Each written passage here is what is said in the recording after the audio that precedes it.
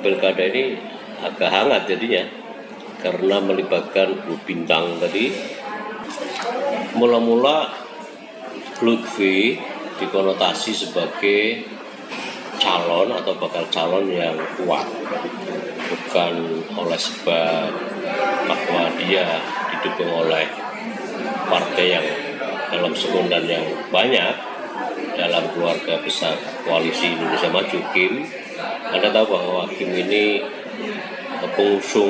partai pengusung ke paslon 02 Prabowo Gibran pada pemilu Pilpres 2024. Nah, kemudian di situ ada latar belakangnya adalah karena Lutfi ini kan mantan Kapolda Jawa Tengah yang cukup lama, yang biasanya Kapolda itu ya cuma 2-3 tahun, 4 tahun lah, tapi ini sampai 5 tahun, sehingga tampaknya ini harus diimbangi oleh sesama alat keamanan dengan latar-latar seperti yang kita tahu bahwa ada pendekatan teritorial.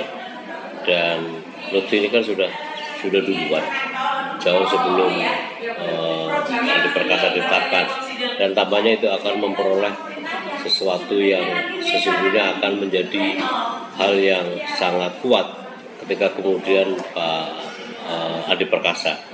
Jadi pendekatan dua itulah yang kemudian bakal rame ini persaingannya. Nah, persaingan itu yang pada akhirnya tentu saja akan menimbulkan konsekuensi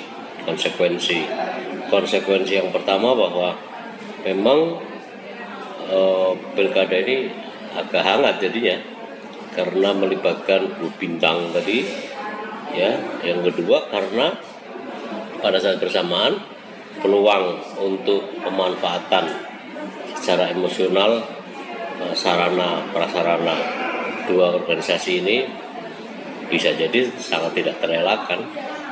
Karena Anda tahu bahwa ketika Anda masuk ke TNI, masuk ke Polri, seperti seumur hidup itu keterikatannya. Nah, yang ketiga tentu saja kita akan lihat ya, apakah selama masa kampanye nanti maupun menjelang pemungutan suara akan benar-benar terbuktikan. Tapi saya lihat gerengsengnya sekarang itu sudah sangat terlihat ya.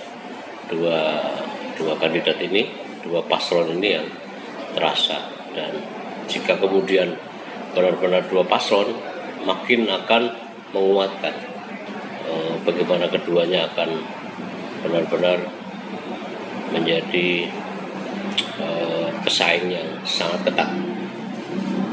Itu Mas. Untuk pasangan mereka gimana Pak? Untuk pasangan mereka? Ya kan kalau paslon yang disebut pertama kan Lutfi, latar belakang Polri. Anda tahu pendekatan teritorial itu kan sampai ke desa-desa. Nah, itu yang kalau Polri itu namanya Babin Kantiknas, kalau TNI itu kan Babinsa kan. Nah, boleh jadi itu akan jadi di satu sisi bisa jadi faktor pelaku, di saat yang bersamaan juga menjadi faktor pengawas satu sama lain dalam konsep check and balance yang mengimbangi terhadap mereka. Mudah-mudahan itu aja yang diharapkan sehingga tidak ada hal-hal yang perlu dikhawatirkan seperti penyalahgunaan jabatan dan kewenangan tadi itu, abuse of power itu. Peluang keduanya gimana Pak? Yang satu peluang keduanya gimana? Yang satu kan berpasangan dengan internal PDIP, dengan yang satu dengan ya, untuk mengambil suara Nahdien. Terus terang saja Lutfi kan mendahului ya, karena selama sejak Pilpres kan juga sudah aktif. Karena konsekuensi jabatannya dia harus banyak berkoordinasi dan segala macam itu. Di saat bersamaan dia juga pejabat keamanan di Polda yang memungkinkan dia akan terus tampil setiap hari dalam 5 tahun itu. Nah, kita itu kan mengenal apa yang namanya politik is prison. Politik itu ya tingkat kehadiran. Selama orang berpolitik itu terus melakukan kehadiran dia di depan publik, maka itu yang akan menjadikan dia sebagai populer. Tetapi apakah orang populer ya itu serta-merta akan dipilih oleh oleh masyarakat, belum tentu. Jadi tetapi popularitas menentukan pada langkah berikutnya yang namanya tingkat kesukaan, tingkat akseptabilitas, daya terimanya.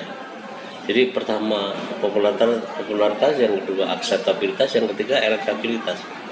Nah, Lutfi sudah mendahului itu, dua yang pertama itu. Sementara Andika dalam waktu yang singkat dipaksa menurut saya dalam waktu 2 bulan efektif untuk mengejar atas popularitas sama likabilitas gitu, yang sudah dirintis sejak awal oleh Lutfi. Apakah ini bisa dikejar ya? Tergantung banyak faktor ya. Tapi rasa-rasanya ketika orang sudah memulai ya tentu saja ada akhirnya juga, ada penilaian juga nanti.